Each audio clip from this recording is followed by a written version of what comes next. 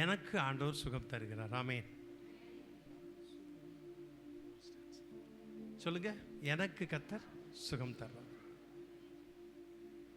கடந்த நாள் நைட்டில் திடீர்னு நான் நினைக்கிறேன் ப்ரெஷர் ரைஸ் ஆகிருக்குன்னு நினைக்கிறேன். தலைப்பக்கத்தில் பெயினாக இருந்துகிட்டே ரொம்ப கஷ்டமாக இருந்துச்சு. பாசமெல்லாம் கூட சொல்லலை.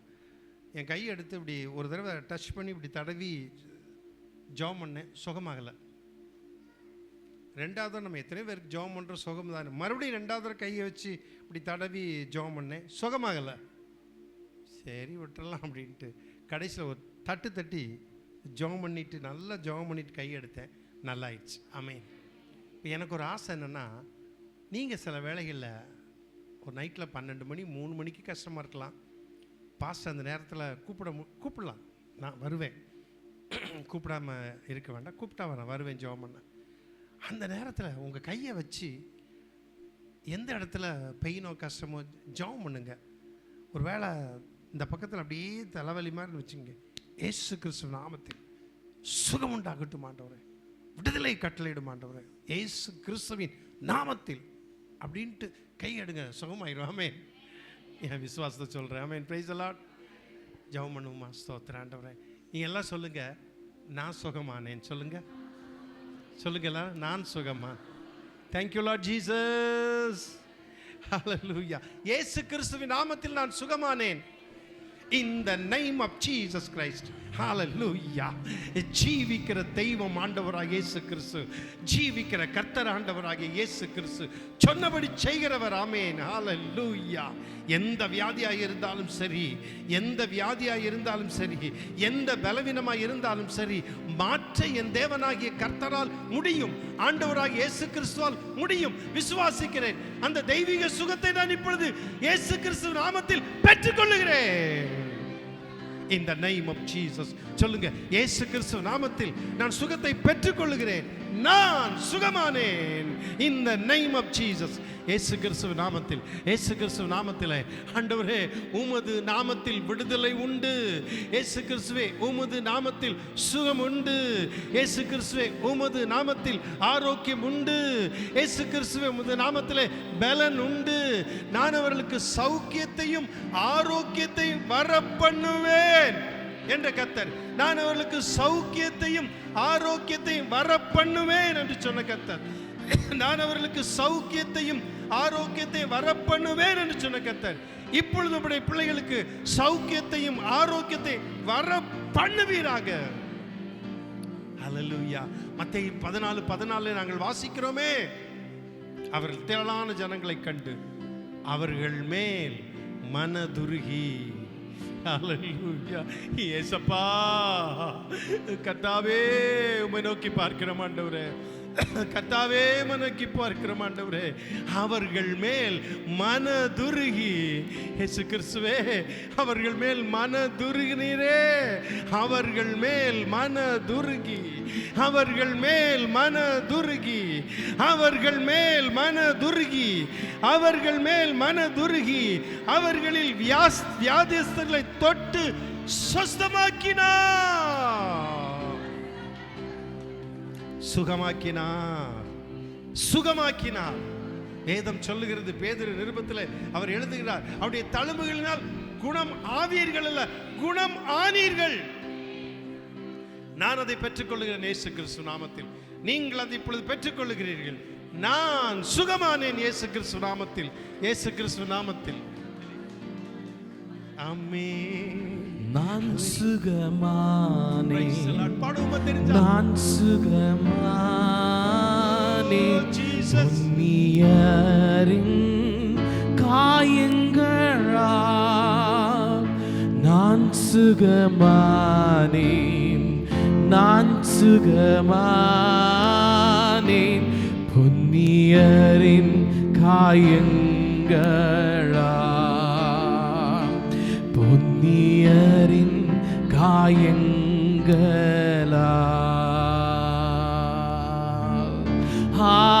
ஹல்லேலூயா, ஹல்லேலூயா, ஹல்லேலூயா. ஆனந்தமே, ஹல்லேலூயா, ஹல்லேலூயா.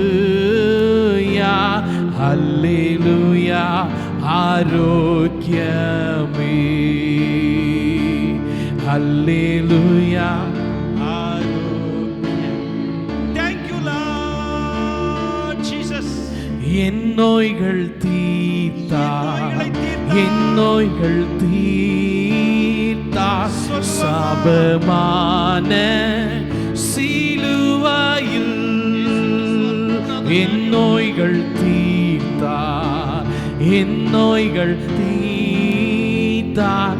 சாபமான சிலுவையில்,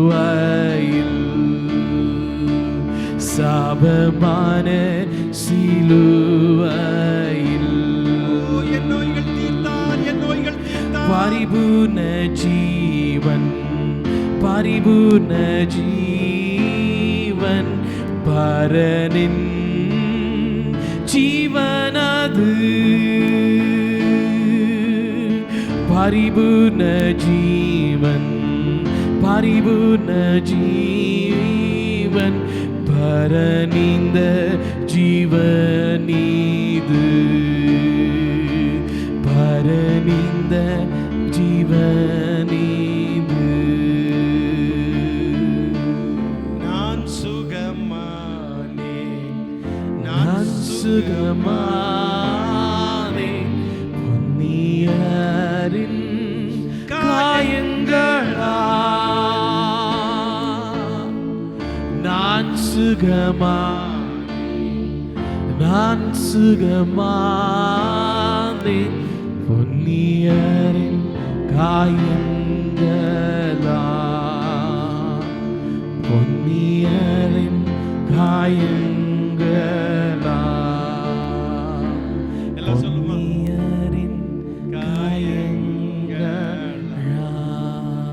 சொல்லுவோமா? இயேசு கிறிஸ்துவின் நாமத்தில் எல்லாம் சொல்லுவோம். நான் சுகமானேன். இயேசு கிறிஸ்துவின் நாமத்தில் நான் சுகமானேன். கர்த்தராகிய இயேசு கிறிஸ்துவின் நாமத்தில் நான் சுகமானேன். ஹல்லேலூயா, ஹல்லேலூயா. உட்காருவோம். என்னுடைய ஜீவன் உங்களுடைய ஜீவன், என் உயிர் உங்க உயிர், நம்முடைய உயிர் கிறிஸ்துவுக்குள் அப்படியே தேவனுக்குள்ள மறைந்து இருக்கிறதா. ஆமென், ஹல்லேலூயா. மற்றவர்களுக்கும் தேவனுடைய பிள்ளைகளுக்கும் உள்ள வித்தியாசம், என் ஜீவன், என் உயிர், என் வாழ்க்கை கிறிஸ்துவுக்குள் மறைந்திருக்கு, பொதிந்து இருக்கிறது. ஆமென், பிரைஸ் தி லார்ட், ஹல்லேலூயா. சரி, செய்திக்கு நிறைய வருவோம். அந்த தொட்டி தண்ணி மறந்துடாதீங்க, போட்டு விட்டுருங்க. ரைட், பார்த்துட்ருக்கேன். நினைப்பேன் என்னடா பாஸ்ட் பிரசங்கம் பண்ணுற தொட்டிக்கு தண்ணி விட மறந்துடாதீங்கிறாரு. சரி, கவனிங்க. இன்றைக்கு உங்களோடு கூட நான் பேசுகிற செய்தி, அப்போஸ்தலனாகிய பவுல் கொலோசையருக்கு எழுத நிருபம் 2ஆம் அதிகாரம் 6-7 வசனம். அப்போஸ்தலனாகிய பவுல் கொலோசையருக்கு எழுதின நிருபம் 2ஆம் அதிகாரம் 6-7 வசனம் வாசிப்போம். கவனிங்க, நல்லா கவனிங்க கொஞ்சம். ஆகையால் நீங்கள் கர்த்தராகிய கிறிஸ்து இயேசுவை ஏற்றுக்கொண்டபடியே அவருக்குள் வேர் கொண்டவர்களாகவும்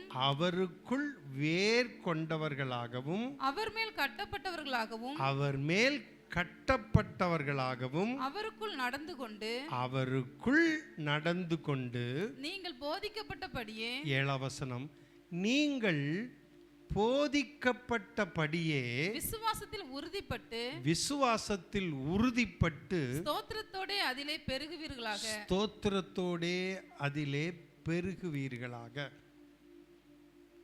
பிரைஸ் தி லார்ட். யார் எழுதினது? பவுல். பல காலமாக இந்த கொலோசே நிருபத்தை பவுல் எழுதினதாக எல்லா அறிஞர்களும் சொன்னார்கள். சமீப காலத்தில் சில ஆண்டுகளாக இதனுடைய அந்த நிருபத்தினுடைய நடையை வைத்து அப்போஸ்தலனாகிய பவுல் சொல்ல அவனுக்கு உதவியாயிருந்த ஒரு சீஷனாயிருந்தவன், ஒரு உடன் ஊழியக்காரன் எழுதியிருக்க கூடும் என்று நான் சொல்லவில்லை, வேத அறிஞர்கள் சொல்லுகிறார்கள். சரி, இது சிறை நிருபங்கள் என்று சொல்லப்படுகிற அந்த சிறை நிருபத்தோடு சேர்ந்தது. ரோமாபுரி சிறைச்சாலையிலே பவுல் இருக்கும் பொழுது இந்த நிருபத்தை எழுதினதாக வேத அறிஞர்கள் சொல்லுகிறார்கள். இங்கே கொலோசை பட்டணத்தில் உள்ள இந்த மக்களுக்கு பவுல் நேரடியாக சுவிசேஷத்தை அறிவிக்கவில்லை. புரியுதா உங்களுக்கு? நேரடியாக சுவிசேஷத்தை அறிவிக்கவில்லை.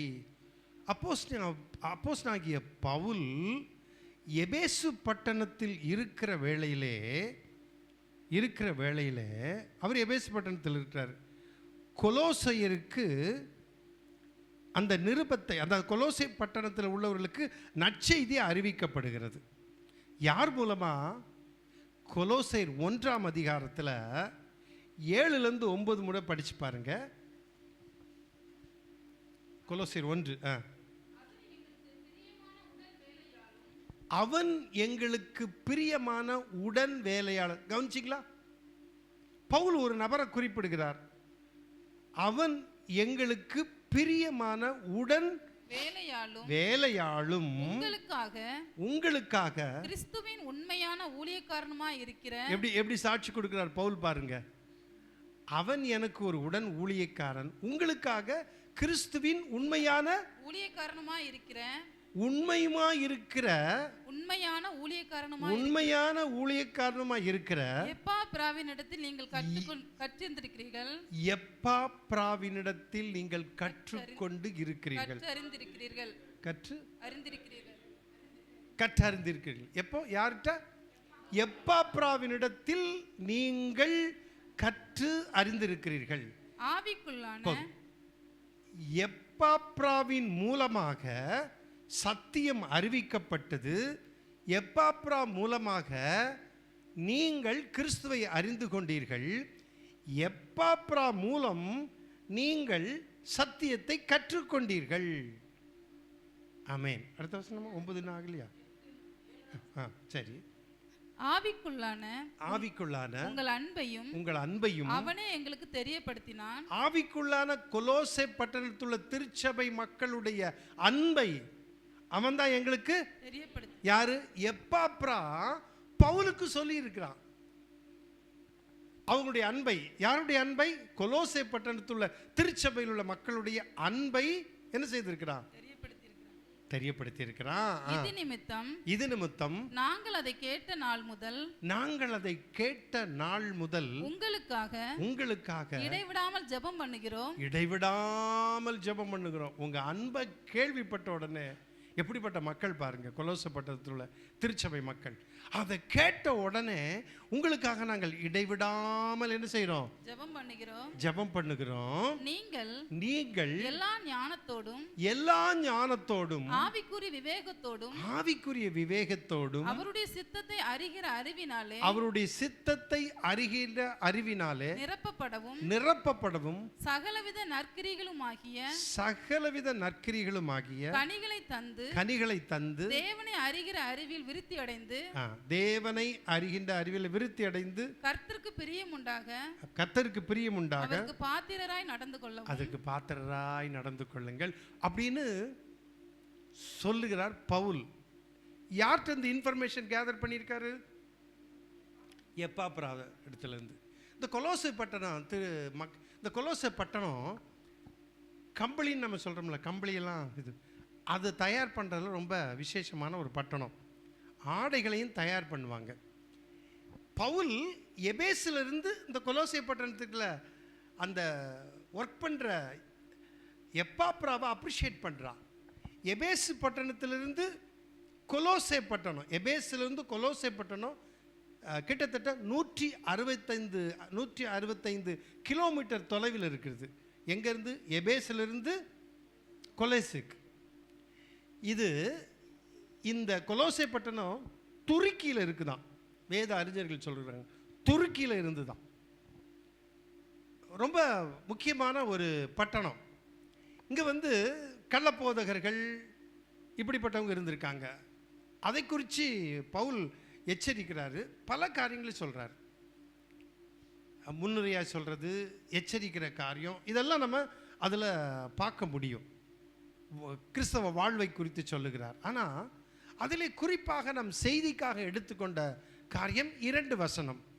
அதுதான் கொலோசையர் 2ஆம் அதிகாரம் 6ஆம் வசனம் 7ஆம் வசனம். இப்போ நம்ம வாசிப்போம் செய்திக்காக உள்ளதை. 2:6-7. ஆகையால் நீங்கள் கர்த்தராகிய கிறிஸ்து இயேசுவை ஏற்றுக்கொண்டபடியே.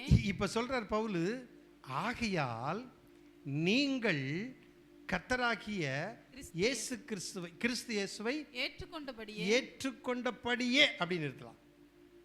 எப்படிங்க? நீங்களும் நானும் ஒரு நாள் கர்த்தராகிய இயேசு கிறிஸ்துவை ஏற்றுக்கொண்டோம்.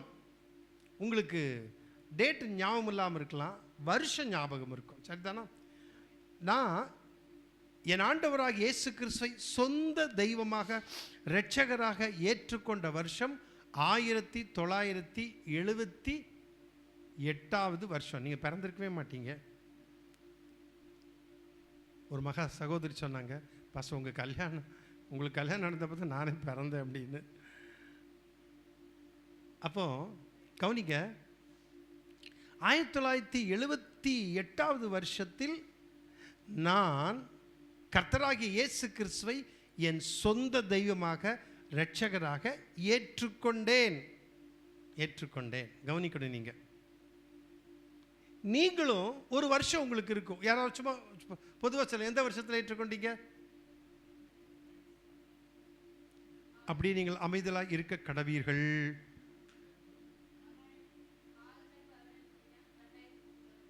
யார் சொன்ன? 2003 ஏற்றுக்கொண்டாங்க. சொல்லுங்களேன் யாராவது. ரட்சிக்கப்பட்ட வருஷமே தெரியாத, ஆனால் ரட்சிக்கப்பட்டேன் அப்படின்னு சொல்றோம். அதாங்க வசனம் பார்க்க போறோம். எப்படி? சரி, இப்போ சரி பரவாயில்ல இருக்கும்.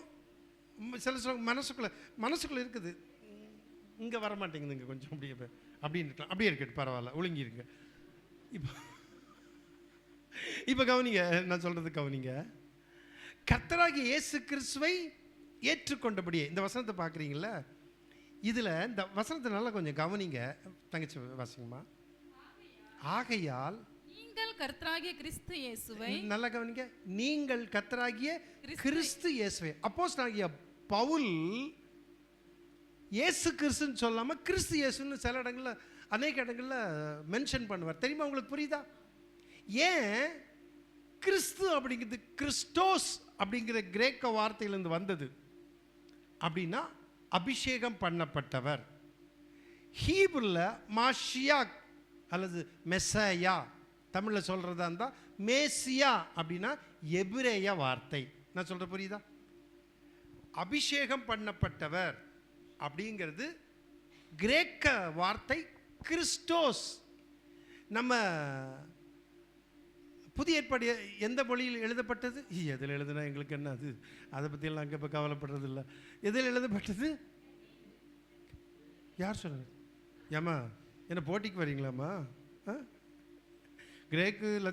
கிரேக்கு எபிரேய மொழி தான் சொல்கிறீங்களே, லத்தீனை விட்டீங்களே, சண்டைக்கு வராதிங்கம்மா. ரைட். நம்ம பைபிளே சொல்லுது, பரிசுத்த வேதம் எபிரேய கிரேக்கு மொழியில் எழுதப்பட்டது. எபிரேய மொழியில் பழைய ஏற்பாடு எழுதப்பட்டது, கிரேக்க மொழியில் புதிய ஏற்பாடு எழுதப்பட்டது. புரியுதா? லத்தீன் இல்லை, அது ஆர்சி பைபிள் தான் லத்தீனில் மொழிபெயர்த்தாங்க. ரைட். இப்போ பவுல் அநேக இடங்களில் என்ன சொல்றாருன்னா, இயேசு கிறிஸ்து நம்ம சொல்றோம்ல, அவர் கிறிஸ்து இயேசுன்னு சொல்வார். கிறிஸ்துனா என்ன? அனாயிண்டட் ஒன், அபிஷேகம் பண்ணப்பட்டவர். அது கிரேக்க வார்த்தை. கிறிஸ்டோஸ் பைபிள் காலேஜில் படித்தவங்களுக்கு தெரியும், கிறிஸ்டாலஜி அப்படின்னு ஒரு சப்ஜெக்ட், நான் தான் அதை நடத்துகிறேன். அடுத்தது அதே இது எபிரேய மொழியில் மேசியா அல்லது மாஷியா அல்லது மெஸ்ஸையா, மேசியா. யூதர்கள் யாரை எதிர்பார்த்தார்கள்? மேசியாவை.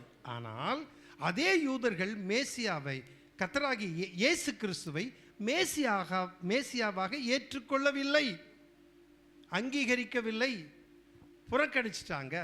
இவர் மேசியாதானா என்பதற்கு அடையாளம் என்ன என்று இயேசு கிறிஸ்து போகிற இடத்துலலாம் போய் பார்த்தாங்க. மேசியாவுக்குரிய அற்புதங்கள் எல்லாம் இயேசு கிறிஸ்து செய்தார், ஆனால் ஏற்றுக்கொள்ளலை. இப்போ இங்கே என்ன சொல்கிறாருன்னா, கர்த்தராகிய கிறிஸ்து இயேசுவை நீங்கள் என்ன பண்ணீங்க? ஏற்றுக்கொண்டபடியே. இன்னும் நான் விளக்கமாக சொல்லணும்னா, கர்த்தராகிய இயேசுவை கிறிஸ்துவாக ஏற்றுக்கொண்டீர்கள். ஆமென். நமக்கு இதில் ஒன்றும் இல்லை, நம்ம எல்லாமே ஏற்றுக்கொள்கிறோம். கர்த்தராகிய கிறிஸ்து இயேசு, கர்த்தராகிய இயேசு கிறிஸ்து மாற்றம். நல்லா கவனிங்க, நீங்கள் கொஞ்சம் கவனிக்கணும். அவங்களுக்கு கர்த்தராகிய இயேசுவை கிறிஸ்துவாக ஏற்றுக்கொண்டார்கள். நான் சொல்கிற புரியுதா? அந்த கான்செப்டை பார்க்கணும். ஏன் பவுல் கிறிஸ்து இயேசுன்னு சொல்கிறார்? அநேக இடங்களில் பார்த்தீங்களா, இவரே கிறிஸ்து அப்படிங்கிறதெல்லாம் நம்ம பார்க்குறோம். புரியுதா நான் சொல்கிறது? ரைட்டா? அப்போது கர்த்தராகிய இயேசுவை, மாம்சத்தில் வெளிப்பட்ட அந்த இயேசுவை, மனிதனாய் வந்த அந்த இயேசுவை கர்த்தராக அங்கீகரித்து, மாம்சத்தில் வந்த அந்த இயேசுவை மேசியாவாக அங்கீகரித்து, மேசியாவாக அல்லது கிறிஸ்துவாக ஏற்றுக்கொண்டீர்கள். Price the Lord. ஆமென். சரி, இப்போ ஏற்றுக்கொண்டபடியே எப்படியா நீங்க ஏற்றுக்கொண்டீங்க? எல்லாம் ஏற்றுக்கொண்டீங்களா? கொஞ்சம் பாருங்களேன், கொஞ்சம் சந்தோஷமா தான் இருங்களா? ஆண்டுகளா சந்தோஷமா இருந்தீங்களா? முடிஞ்சது இன்னும் ரொம்ப சந்தோஷமா இருக்க வேண்டாம்? Price the Lord. கொஞ்சம் ஒரு மாதிரி சோகமாக இருக்கிற மாதிரி இருக்குங்களே. சிரிச்சிங்க தான் நான் பிரசங்கம் எனக்கு ஓடும். நான் அடிக்கடி சொல்லுவேன், பிரசங்கத்தை நிறுத்தணுன்னா எனக்கு கொஞ்சம் முறைச்சி பாருங்க. ஆரம்பத்தில் முறைக்க ஆரம்பிச்சிருவாங்க சிலர். பாஸ்டர்மார்க்கெல்லாம் சொல்லுவேன். சரி, இப்போ கவனிங்க, கர்த்தராகிய இயேசு கிறிஸ்துவை நம்ம ஏற்றுக்கொண்டோம் இல்லை? அவருடைய நாமத்தின் மேல் விசுவாசம் உள்ளவராய் அவரை ஏற்றுக்கொண்டவர்கள் எத்தனை பேர்களோ அத்தனை பேர்களும் தேவனுடைய பிள்ளைகளாகும்படிக்கு அதிகாரம் கொடுத்தார். ஏற்றுக்கொண்டவர்கள் எத்தனை பேர்களோ, யோவான் 1:12, எத்தனை பேர்களோ அத்தனை பேரும் தேவனுடைய பிள்ளைகளாகும்படிக்கு அதிகாரம் கொடுத்தார். ஏற்றுக்கொண்டேன் சொல்லுங்க. சரி, இயேசு கிறிஸ்துவை அல்லது கர்த்தராகிய இயேசுவை, மாம்சத்தில் வந்த இயேசுவை மேசியாவாக நான் ஏற்றுக்கொண்டேன். அங்கே கொலோசை பட்டணத்தில் உள்ளவங்க, நமக்கு அதை பற்றி பிரச்சனை இல்லை, ஏற்றுக்கொண்டோம். மேசியாவா இயேசுவை விசுவாசிக்கிறோம், கர்த்தரா விசுவாசிக்கிறோம். கர்த்தராகிய இயேசு கிறிஸ்து. இந்த மொட்டையா இயேசுன்னு பேர் வச்சிருக்காங்க. ஒரு வீட்டில் ஒரு தடவை நான் கொஞ்சம் புதுசாக ஊழியத்துக்கு வந்த சமயம், இயேசுன்னு பேர் வச்சிருக்கோம். ஒருத்தர், டே இயேசுங்க வாடாங்கிறாங்க. எனக்கு தூக்கி வாரி போட்டுருச்சு. டே இயேசு எத்தனை தடவை கூப்பிட்றேன், வாடா. இந்த இயேசுங்கிற பேரெல்லாம் சும்மா சாதாரணமாக எங்கே வச்சிட்டு இருக்காதீங்க. அந்த இயேசு கிறிஸ்து நாமத்தை சொன்னால் பேய் ஓடுது. என் நாமத்தினால் நீங்கள் எதை கேட்டாலும் அதை நான் செய்வேன். என் நாமத்தினாலே நீங்கள் பிசாசுகளை துரத்துவீர்கள், வியாதியஸ்தர்கள் கைகளை வைப்பீர்கள். ஜெபம் பண்ணுவீர்கள் இல்லை, வியாதியஸ்தர்கள் கைகளை. அதான் சரியானது. நல்லா கவனிச்சுங்க.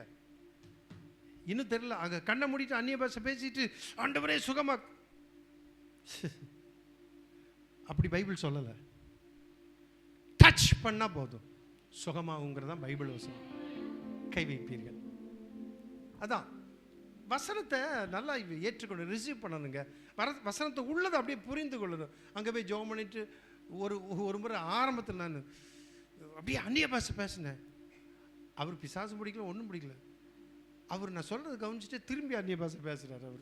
அவர் பாவம், புதுசு ஹிந்து, தெரியல அவருக்கு. ரோட்டில் வச்சு ஜெபம் பண்ண. அப்போ தான் தெரிஞ்சு நம்ம இனிமேல் பிசாசு தோற்றமாக அந்நிய பாஷை பேசக்கூடாது, வியாதிக்கு போய் அந்நிய பாஷை பேசணும்னு இல்லை. அது ஜெபம் பண்ணுங்க. அப்படியே அந்நிய பாஷை பேசிட்டு போய் தொடுங்க, சுகமாயிரும். ரைட். இப்போ கர்த்தராகிய இயேசு கிறிஸ்துவை ஏற்றுக்கொண்டபடி நம்ம எல்லாரும் என்ன செய்தோம்? ஏற்றுக்கொண்டோம். சொல்லுங்க, கர்த்தராகிய இயேசு கிறிஸ்துவை ஏற்றுக்கொண்டேன், நான் ஏற்றுக்கொண்டேன். சந்தேகம் இல்லைல்ல? ஆமாம், அப்படி சந்தேகம் இருந்தால் ஞானஸ்நானம் கொடுக்குற மறுபடியும் எடுத்துடலாம். சரி, ஏற்றுக்கொண்டபடியே கவனிங்க. அடுத்தது, அவருக்குள் வேர் கொண்டவர்களாகவும் போதும், அவருக்குள் வேர் கொண்டவர்களாகவும். இப்போ இயேசு கிறிஸ்து ஏற்றுக்கொண்டபடியே அவருக்குள் நீங்க என்ன செய்யணுமா? வேர் கொண்டவர்களாக. செடியை பிடுங்கிருக்கீங்களா? களையை பிடுங்கிருப்போம், செடியை பிடுங்கிருப்போம், பிடுங்கிருக்கீங்களா? அப்படி பிடுங்கவில்லை என்றால் இன்றைக்கு மத்தியானம் போன உடனே பக்கத்தில் பார்த்து ஒரு 2-3 செடியை பிடுங்கி பாருங்க. அதை பிடுங்கும்போது நல்லா கவனிங்க, மொட்டையை பிச்சுட்டு வந்துடும் தெரியுமா? அப்போ எதோட பிடுங்கணும்? இல்லை வேற ஆணி வேரோடுன்னு சொல்லுவாங்க, சரியா? அப்படி அந்த ஆணி வேரோட பிடுங்கணும்.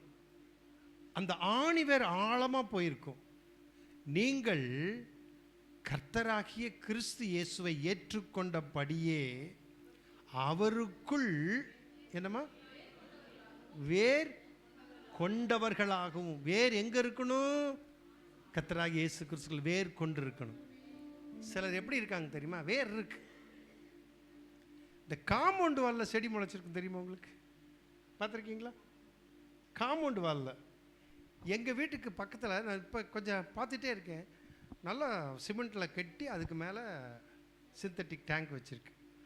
அதில் ஒரு ஆலமரம் மாதிரி ஒன்று வந்திருக்கு. அது ஆலமரம் ஆகுமா?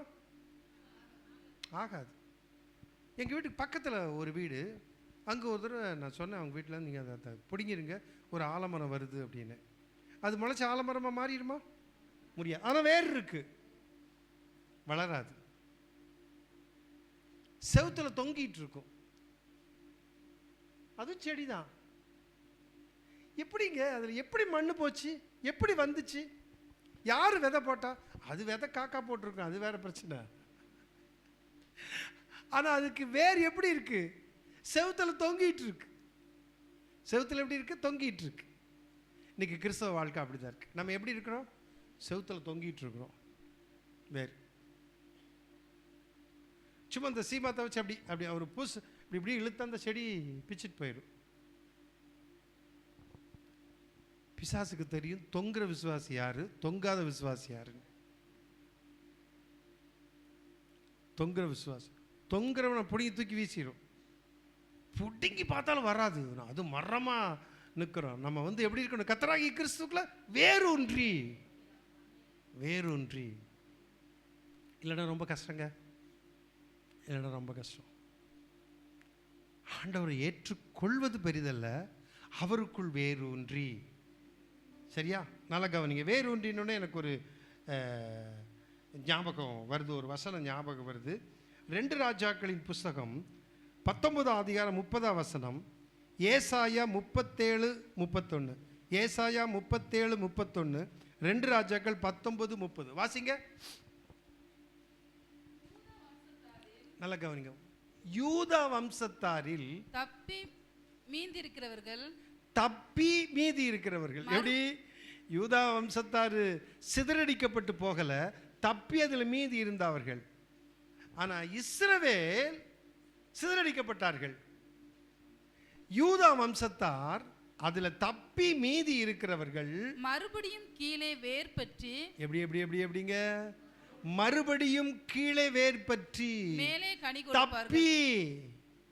யூதா வம்சத்தாரில் தப்பி மீந்திருக்கிறவர்கள் கீழே வேர் பற்றி மேலே கனி கொடுப்பார்கள். ஒரு அலையிலே சொல்லுவோமா? கீழே வேர் இருந்தாதான் மேல கனி இருக்கும். இல்ல, அவர்களுடைய கனினாலே அவங்க யாருன்னு அறிந்து கொள்ள முடியும். யோவான் 15ஆம் அதிகாரம் 16ஆம் வசனம் நினைக்கிறேன். 16 தான். யோவான் 15:16 ஒரு வசனம் உண்டு. நீங்கள் என்னை தெரிந்து கொள்ளவில்லை, நான் உங்களை தெரிந்து கொண்டேன். நான் உங்களை தெரிந்து கொண்டேன். ஆண்டவர் என்ன சொல்றார்? நீங்கள் என்னை தெரிந்து கொள்ள, நான் உங்களை. அப்ப நம்ம என்ன செய்தோம்? அவரை ஏற்றுக்கொண்டோம். நான் உங்களை தெரிந்து கொண்டேன், நீங்கள் என் நாமத்தினாலே நீங்கள் என் நாமத்தினாலே பிதாவை கேட்டுக்கொள்வது எதுவோ பிதாவை கேட்டுக்கொள்வது எதுவோ அதை அவர் உங்களுக்கு அதை கொடுக்கத்தக்கதாக அவர் உங்களுக்கு கொடுக்கும்படி கொடுக்கத்தக்கதாக நீங்கள் போய் கனி கொடுக்கும்படிக்கும் கனி கொடுக்கும்படிக்கும் உங்கள் கனி நிலைத்திருக்கும்படிக்கும் உங்கள் கனி நிலைத்திருக்கும்படிக்கும் நான் உங்களை ஏற்படுத்தினேன். நான் உங்களை ஏற்படுத்தினேன். அல்லேலூயா. எதற்கு ஆண்டவர் நம்மளை ஏற்படுத்தினார்? கனி கொடுக்கும்படி. Price the Lord.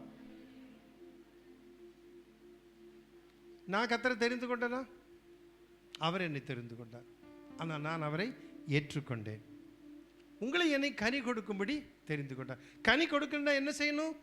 யூதா வம்சத்தாரில் தப்பி இருக்கிறவர்கள் கீழே வேர் பற்றி மேலே கனி கொடுப்பார்கள். Price the Lord.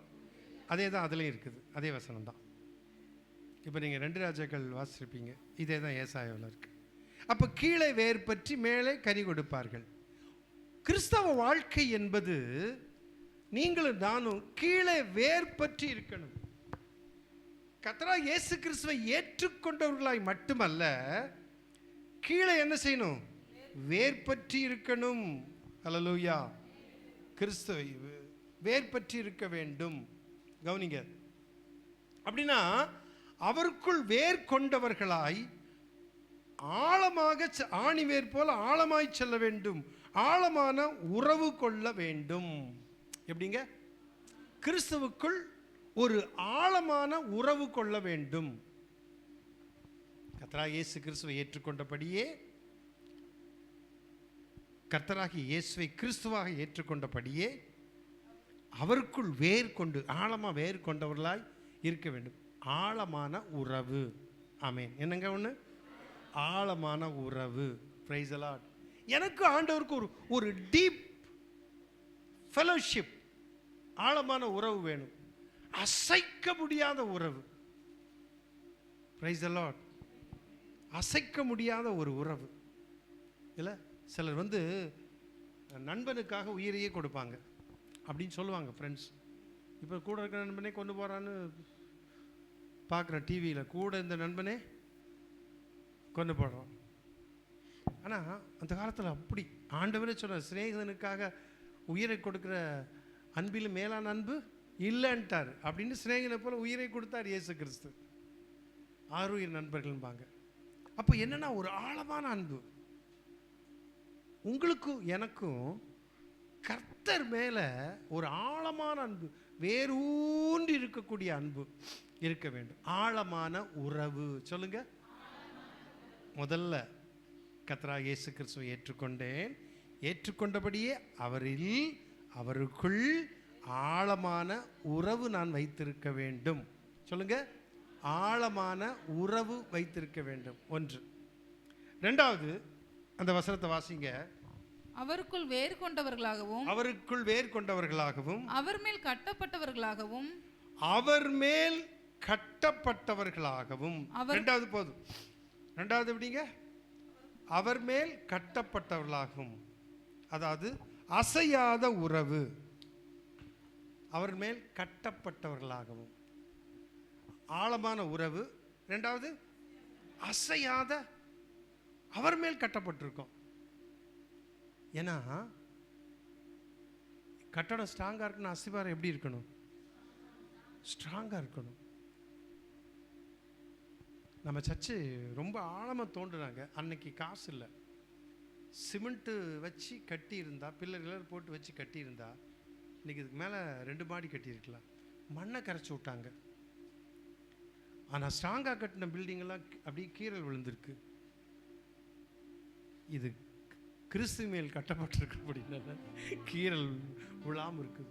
இது கட்டின மேஸ்திரியை, பாஸ்டர் பெரிய பெரிய பில்டிங் நானே கட்டினது கூட கீறல் விழுந்திருக்கு. நானும் பார்த்தேன் ரவி, கீறல் விழுந்திருக்கு. இது இப்போ தான் ஒரு கீறல் விழுது. எது? காம்பவுண்டு வாழும் விளட்டுன்னு நினச்சிட்டு இருக்காதீங்க. அப்போ பில்டிங் நல்லா ஸ்ட்ராங்காக இருக்குது. ஏன்னா ஆழம் அதிகமாக தோண்டி இருக்கும். தண்ணி வந்துருச்சு. நீங்களும் நானும் அவர் மேல் எப்படி கட்டப்பட்டவர்களாகும். அதாவது அசையாத உறவு, ஆழமான உறவு. ரெண்டாவது அசையாத உறவு. ஒரு வசனம் உங்களுக்கு நான் வாசிக்கிறேன், தெரிஞ்ச வசனம். எபேசியர் 2ஆம் அதிகாரம் 20-21 வாசிங்க. எபேசியர் 2:20-21. அப்போஸ்தலர்கள் தீர்க்கதரிசிகள் என்பவர்களுடைய அஸ்திபாரத்தின் மேல் கட்டப்பட்டவர்களாய் இருக்கிறீர்கள். அஸ்திபாரத்தின் மேல் கட்டப்பட்டவர்களாக இருக்கிறீர்கள். அதற்கு இயேசு கிறிஸ்து தாமே மூலைக்கல்லா இருக்கிறார். அதற்கு இயேசு கிறிஸ்து தாமே மூலைக்கல்லா இருக்கிறார். ஒரு அல்லேலூயா சொல்லுங்க. மூலைக்கல் யாரு? இயேசு கிறிஸ்து. அதற்கு கர்த்தராகிய இயேசு கிறிஸ்து தாமே மூலைக்கல்லா இருக்கிறார்.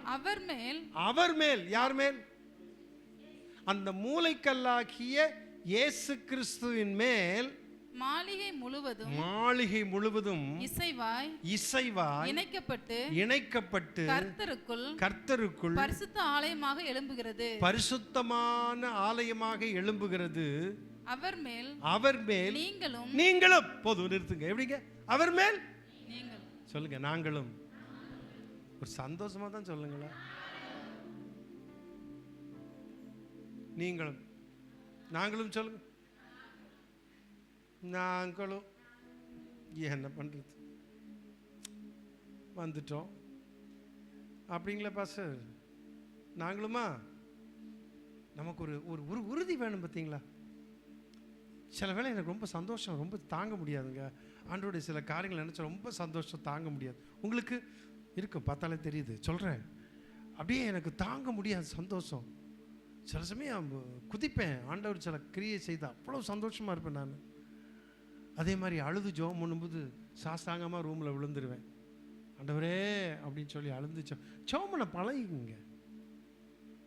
ஆழமான உறவு நல்லா ஜெபிக்கணும். அசையாத உறவு கட்டப்பட்டிருக்கணும். அவர் மேல் நீங்களும் அப்படின்னா யாரு? ரொம்ப சங்கடமா இருக்குல்ல? ரொம்ப ரொம்ப ரொம்ப சங்கடம்.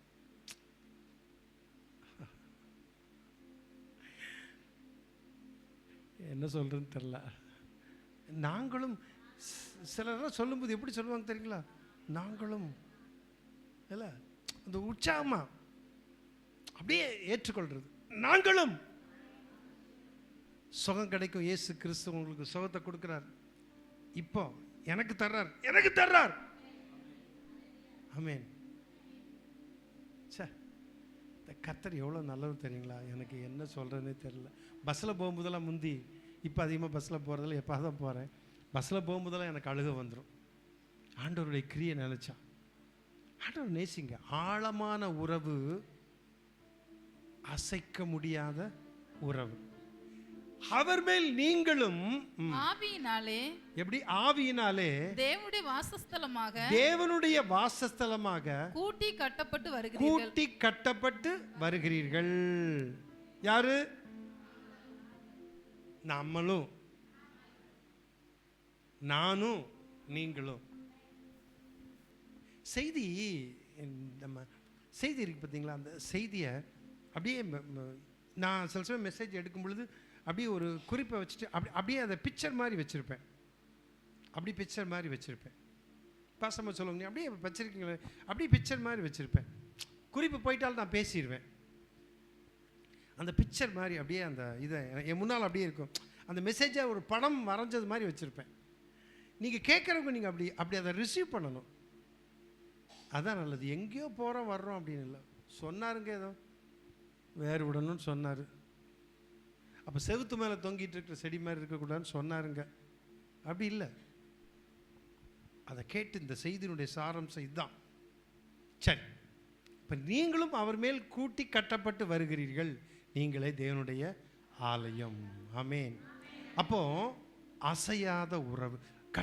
கட்டடம் ஸ்ட்ராங்காக இருக்குல்ல, இடிக்க முடியாது. அப்படி ஏன்?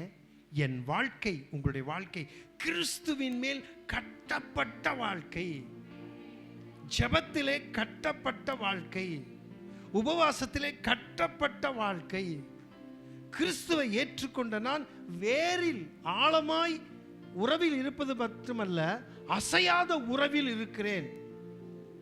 ஆமென். Praise the Lord. 2 இல்ல, அசையாத உறவு. அடுத்தது 3வது வாசிங்க. அவருக்குள் நடந்து கொண்டு அவருக்குள் நடந்து கொண்டு. அவருக்குள் நடந்து கொண்டு 3 காரியம் பார்த்தல்ல. வேரூன்றி, கட்டப்பட்டு, அவருக்குள் நடந்து கொண்டு. அவருக்குள் நடந்து கொண்டு. இந்த அவருக்குள் நடந்து கொண்டு அனுதின உறவு. சொல்லுங்க, ஆழமான உறவு, அசைக்க முடியாத உறவு. அடுத்தது அனுதின உறவு. அவருக்குள் நடந்து கொண்டு, அப்படியே அவருக்குள்ள நடக்கிறேன். ஆமென், பிரைஸ் தி லார்ட், ஹல்லேலூயா. அவருக்குள் நடக்கிறேன். ஏனோக்கு நடந்துகிட்டே இருந்தான் பார்த்தீங்களா? ஏனோக்கு யார்? ஏனோக்கு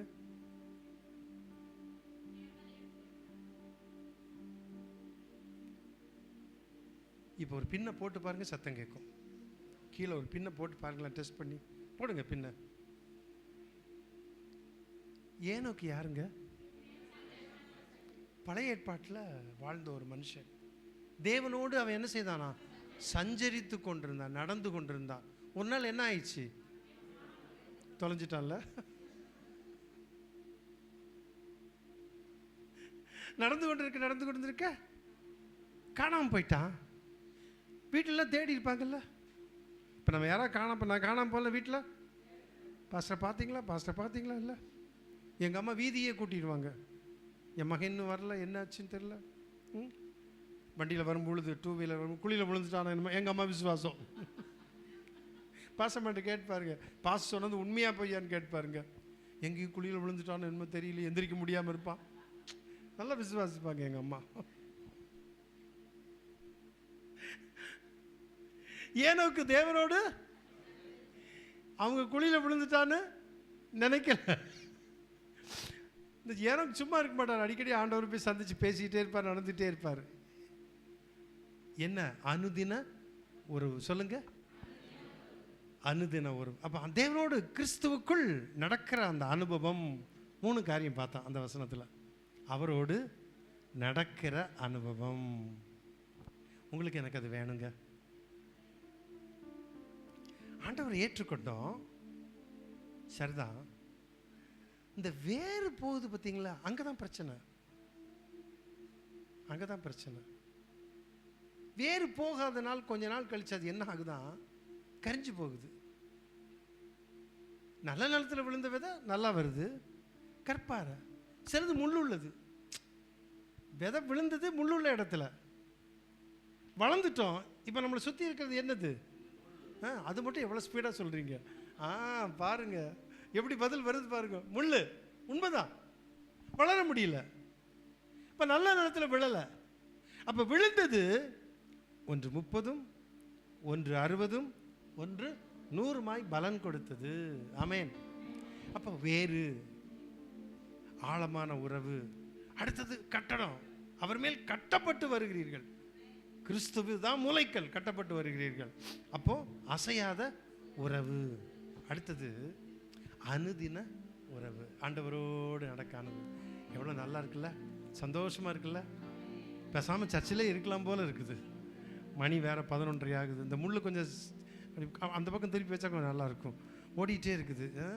சரி, நான் ஸ்பீடாக போனாலும் அது என்னை விட ஸ்பீடாக போகுது. அப்போ அனுதின உறவு. உங்களுக்கு எனக்கு அவரோடு அனுதின உறவு. அது எது? ஜெபம், வேத வாசிப்பு.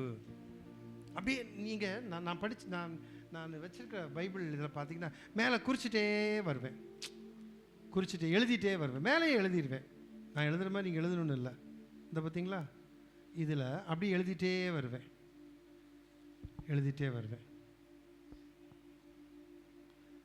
அப்படி ஒவ்வொன்றா எழுதி வச்சுருப்பேன், மேலே எழுதி வச்சுருப்பேன். இந்த பைபிள் ஃபுல்லாக அப்படி எழுதிட்டே வருவேன். ஏன்னா நான் போய் டைரியில் வச்சு தேடிட்டு இருப்பேன். திடீர்னு போனால் ஒரு இடத்துல பேசுகிறேன், டைரியை நான் வீட்டில் வச்சுட்டு வந்துட்டேன்னு சொல்ல முடியாது. பைபிளில் இருக்கணும்னு எழுதிட்டே இருப்பேன். எனக்கு பிடிச்ச வசனம், வாக்கு தத்தங்கள் முக்கியமாக. ஐயோ இப்படி இருக்கா வசனம், கொஞ்சம் புதுசாக தெரியுதே அப்படின்னு நான் உடனே அதை மேலே எழுதி வைப்பேன். நீங்கள் இந்த குறிப்பிடுகிற கோடு போடுறது, அந்த சின்னதாக எழுதி வைக்கிற பழக்கம் இருக்கா? இருக்கு. சிலருக்கு இது வரைக்கும் இல்லை, இனிமேல் இருக்கும் பாஸ்டர். கண்டிப்பாக இருக்கும். சிலர் குறிப்பு பாஸ்டர் எழுதி வைக்க பைபிளே என்கிட்ட இல்லை. எங்கே இருக்குன்னு தெரியல, தேடி பார்க்கணும் இல்லை.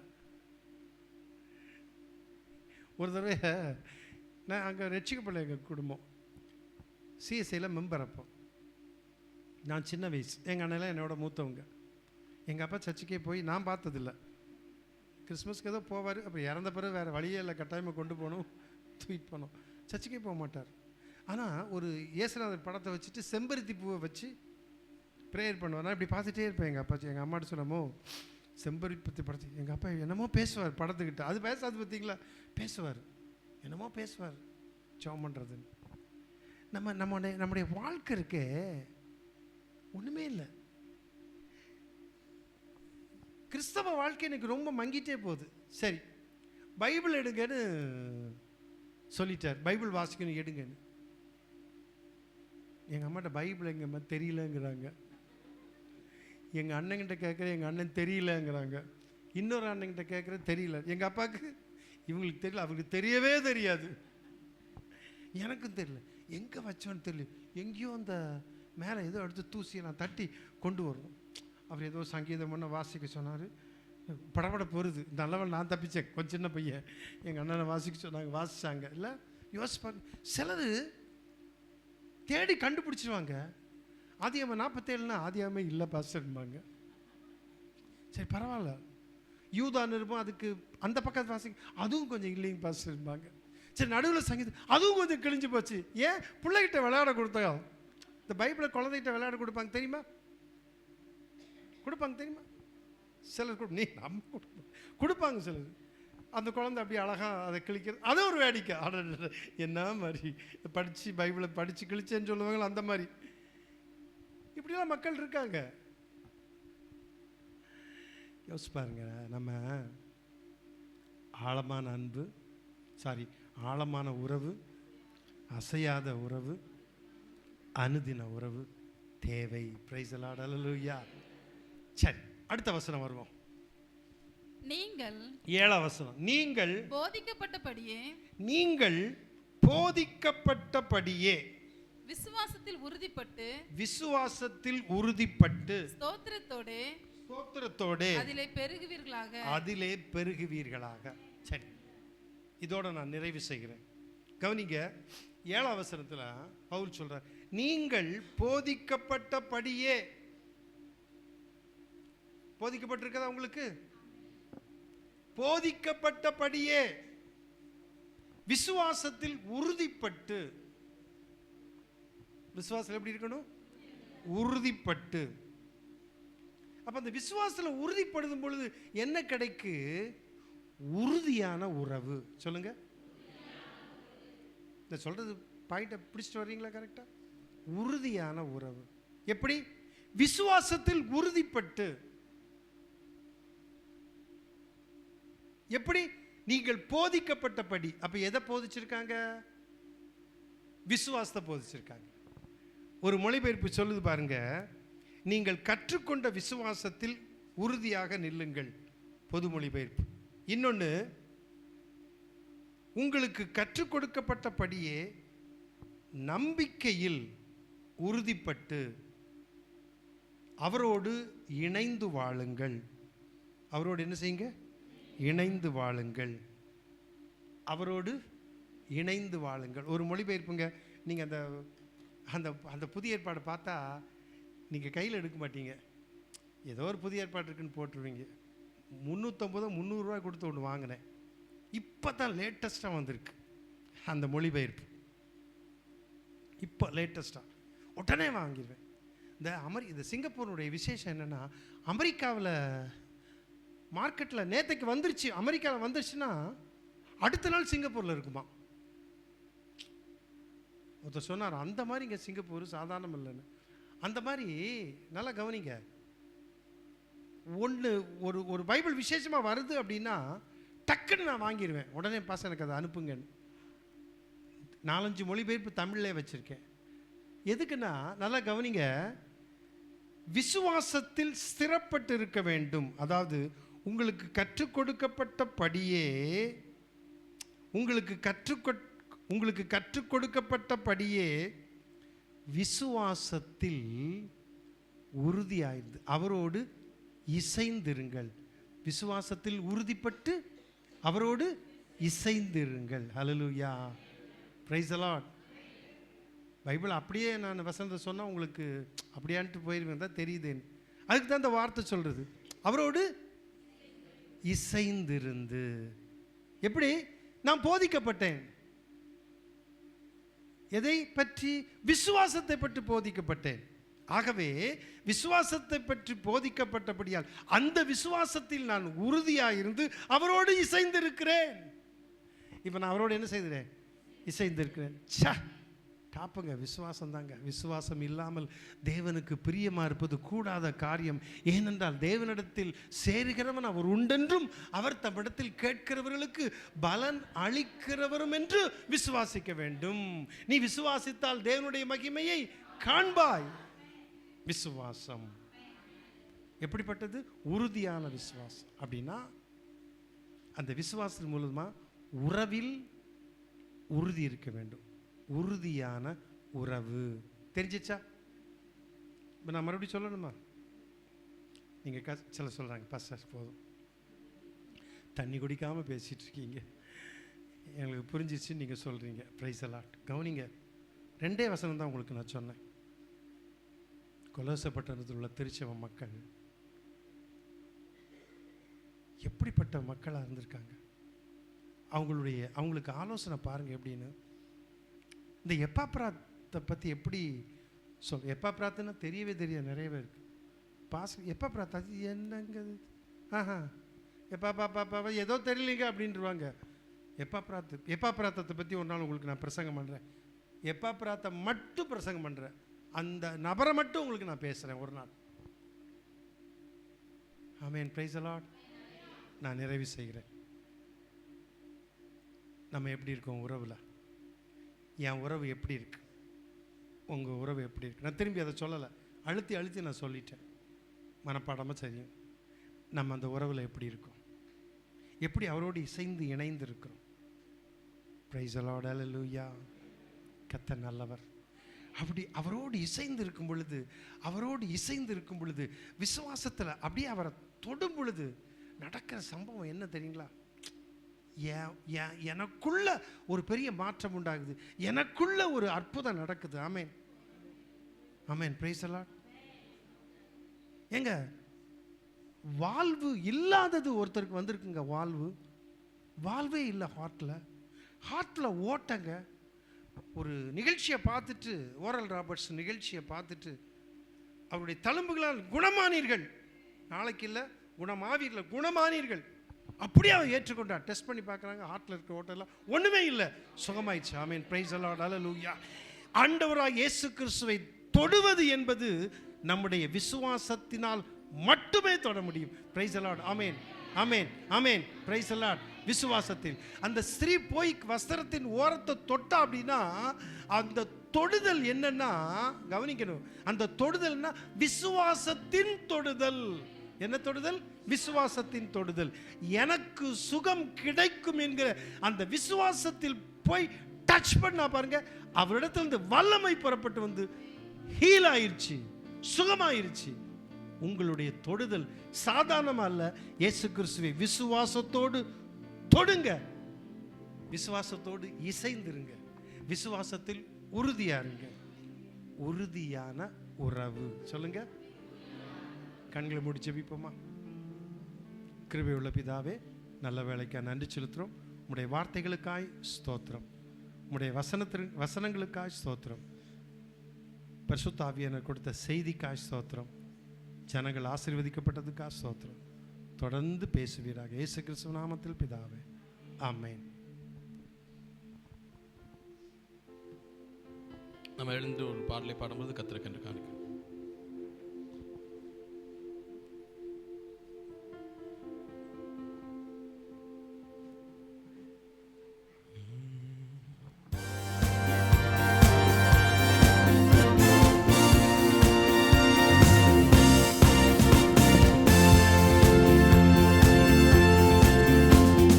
கர்த்தரின் கை குறுகவில்லை, கர்த்தரின் வாக்கு மாறிடாதே.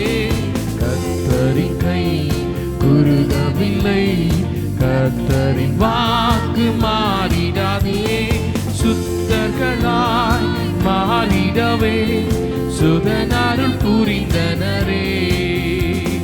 சுத்தர்களாய் மாறிடவே சுதனருள் புரிந்தனரே. விசுவாசியே நீ பதறாதே, விசுவாசியே நீ கலங்காதே, விசுவாசியே நீ பதறாதே, விசுவாசியே நீ கலங்காதே. விசுவாசத்தால் நீதிமான் என்றும் என்றும் பிழைப்பான். விசுவாசத்தால் நீதிமான் என்றும் என்றும் பிழைப்பான். வேகம் போன்ற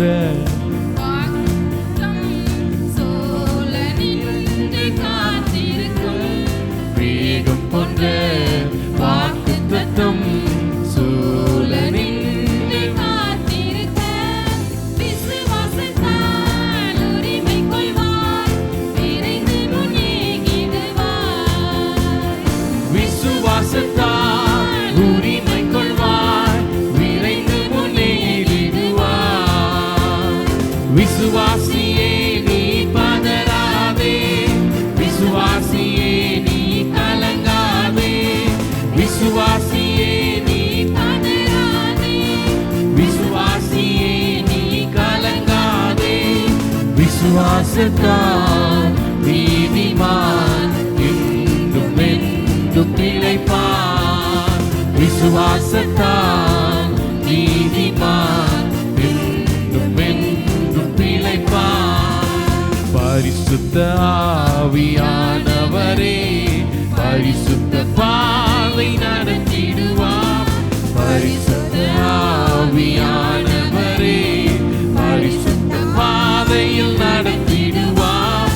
கிருபையிலே வளர்ந்திடுவோம், வரங்களை நாடிடுவோம். கிருபையிலே வளர்ந்திடுவோம், வரங்களை நாடிடுவோம். விசுவாசியே நீ பதறாதே, விசுவாசியே நீ கலங்காதே, விசுவாசியே நீ பதறாதே, விசுவாசியே நீ கலங்காதே. விசுவாசத்தால் நீதிமான் என்றும் என்றும் பிழைப்பான். விசுவாசத்தால் நீதிமான் என்றும் என்றும் பிழைப்பான்.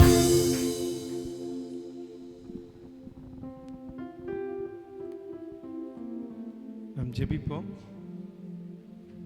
பரலோகத்தில் இருக்கின்ற எங்கள் பரிசுத்தமுள்ள அன்பின் பிதாவே, இரட்சகராகிய இயேசு கிறிஸ்துவின் இணையற்ற நாமத்திலே ஜெபிக்கிறேன். எங்கள் மத்தியிலே இம்மட்டும் நீர் வந்து கிரியை செய்ததற்காக ஸ்தோத்திரம். பரிசுத்த ஆவியானவர் எங்கள் சபைக்குள் எங்கள் மத்தியிலே அசைவாடி கொண்டிருந்தீர். இயேசு கிறிஸ்துவின் நாமத்தில் பரிசுத்த ஆவியானவர் அநேகரை தொட்டதற்காக, சுகம் கொடுத்ததற்காக, விடுதலை கொடுத்ததற்காக நன்றி செலுத்துகிறோம். பரிசுத்த ஆவியானவர் மூலமாக வேத வசனங்களை கொண்டு கர்த்தர் எங்களோடு பேசினதற்காக நாங்கள் நன்றி செலுத்துகிறோம்.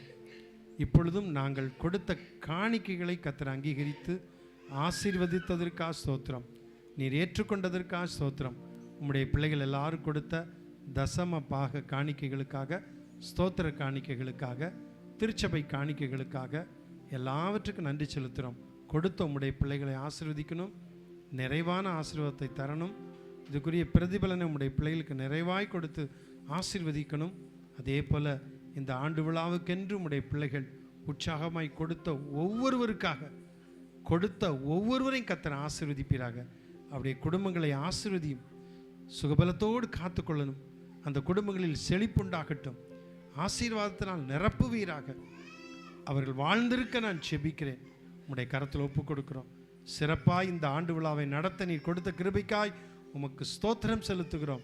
நன்றி செலுத்துகிறோம் ஆண்டவரே, நன்றி செலுத்துகிறோம் ஆண்டவரே. உதவி செய்த எல்லா பிள்ளைகளுக்காக ஆண்டவரே, சரீர பிரகாரமாய் உதவி செய்தவர்கள், கொடுத்து உதவி செய்தவர்கள், ஜெபித்து உதவி செய்தவர்கள் எல்லாரையும் உடைய கரத்தில் ஒப்பு கொடுக்கிறோம். ஒவ்வொருவரையும் கர்த்தர் ஆசீர்வதிப்பீராக. தொடர்ந்து நடைபெறுகின்ற ஞானஸ்நான ஆராதனை ஆசீர்வதியும். அதே போல் எண்ணெய் பூசி ஜெபிக்கிற இந்த ஜெபத்தையும் கர்த்தர் ஆசீர்வதியும். அநேகரை தொடும். வியாதிகள் இருந்தடம் தெரியாதபடி மறைந்து போகட்டும். வேதனை நீங்கட்டும். வலிகள் நீங்கட்டும். சுகம் உண்டாகட்டும். ஆரோக்கியம் உண்டாகட்டும். விடுதலை கட்டளிடும். இயேசு கிறிஸ்து நாமத்தில் ஒரு தெய்வீக சுகத்தை உடைய பிள்ளைகளுக்கு கட்டளையிடுவீராக. நன்மை செய்யும். இயேசு கிறிஸ்துவின் நாமத்தில் ஜெபிக்கிறேன் அன்பின் பிதாவே, ஆமென். என் ஆத்துமாவே கர்த்தரை ஸ்தோத்திரி. என் முழு உள்ளமே அவருடைய பரிசுத்த நாமத்தை ஸ்தோத்திரி. என் ஆத்துமாவே கர்த்தரை ஸ்தோத்திரி. அவர் செய்த சகல உபகாரங்களையும் மறவாதே. ஆமென். நம்முடைய கர்த்தராகிய இயேசு கிறிஸ்துவின் கிருபையும் பிதாவாகிய தேவனுடைய அன்பும் பரிசுத்த ஆவியானுடைய ஐக்கியமும் சிநேகமும் வழிநடத்தலும் பாதுகாப்பும் நம் அனைவரோடு கூட இன்றும் என்று சதா காலங்களிலும் கர்த்தருடைய வருகை மட்டும் நிலைத்திருப்பதாக. ஆமேன், ஆமேன். எல்லாருக்கும் ஸ்தோத்திரம். கர்த்தர் உங்களை